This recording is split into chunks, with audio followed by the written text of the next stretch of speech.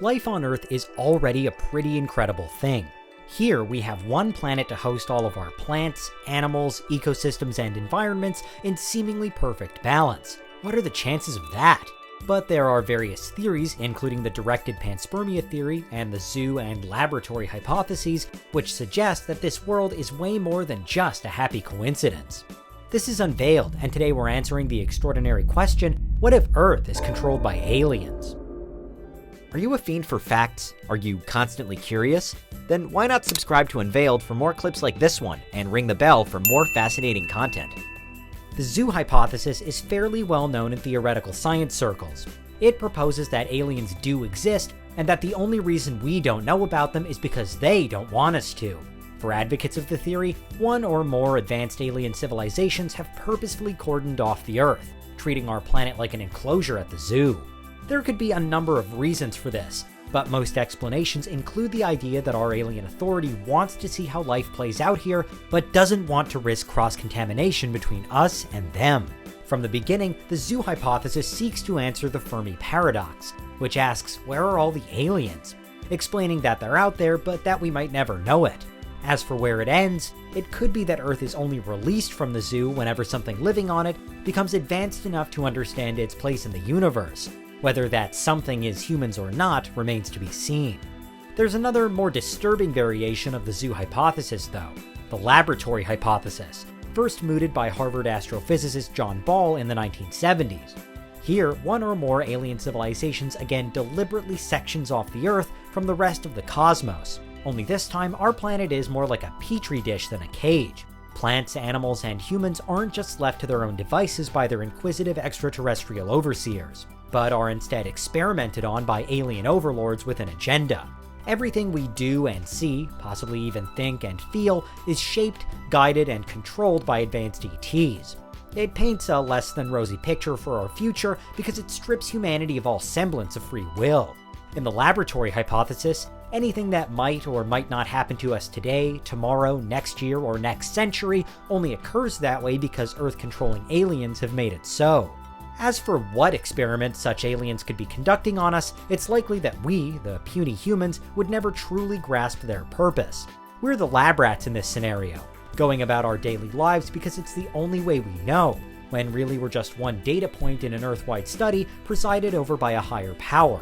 If aliens were controlling the world in this way, then the whole of human history could be just one chapter in a centuries-long experiment into the effect of oxygen, for example, or the significance of surface water, or the likelihood of self-destruction.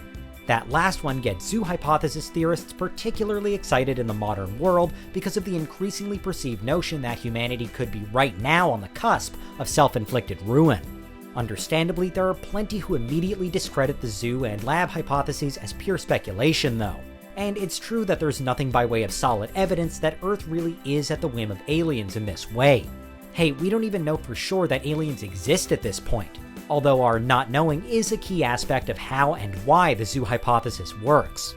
If we knew we were in a cage, or that tests were being run on us, then we'd naturally act unnaturally, and whatever results life on Earth gave would be skewed. Still, it makes for an existence-shattering thought experiment, because what would or could we do if it ever was revealed that aliens really did control Earth? Such a revelation would instantly alter humanity's collective thinking. Say an alien controller, let's name them Bert, one day pulled away the veil that had been hiding them from us. We'd suddenly have an answer to many of our most pressing existential questions. Who created us? Bert did. Why are we here? Because Bert wants us to be. Why do bad things happen? Because of Bert.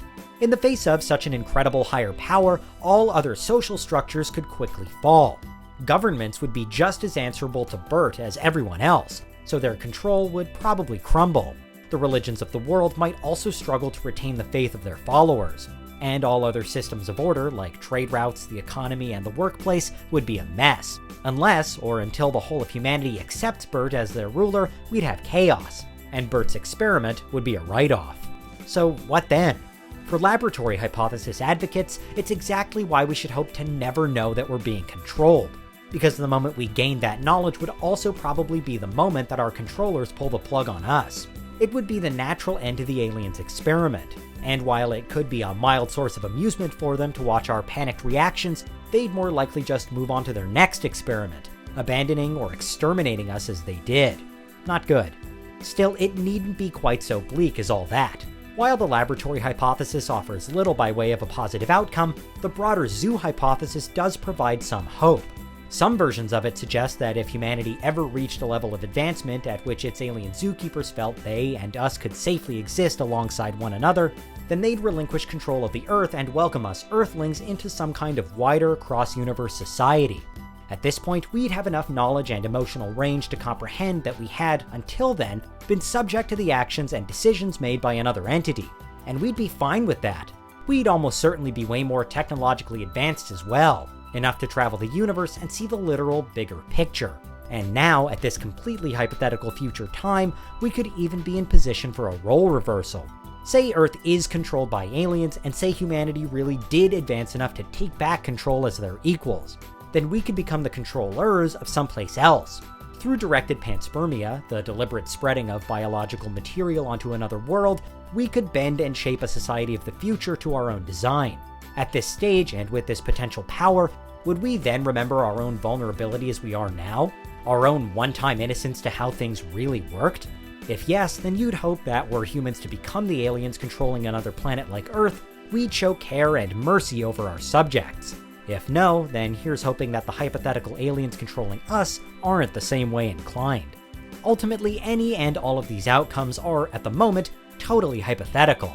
They make for a good thought experiment, and they offer an interesting lens through which to view our own everyday actions, particularly how we treat other people, animals, and the rest of life on Earth. But there's no need for an existential crisis just yet.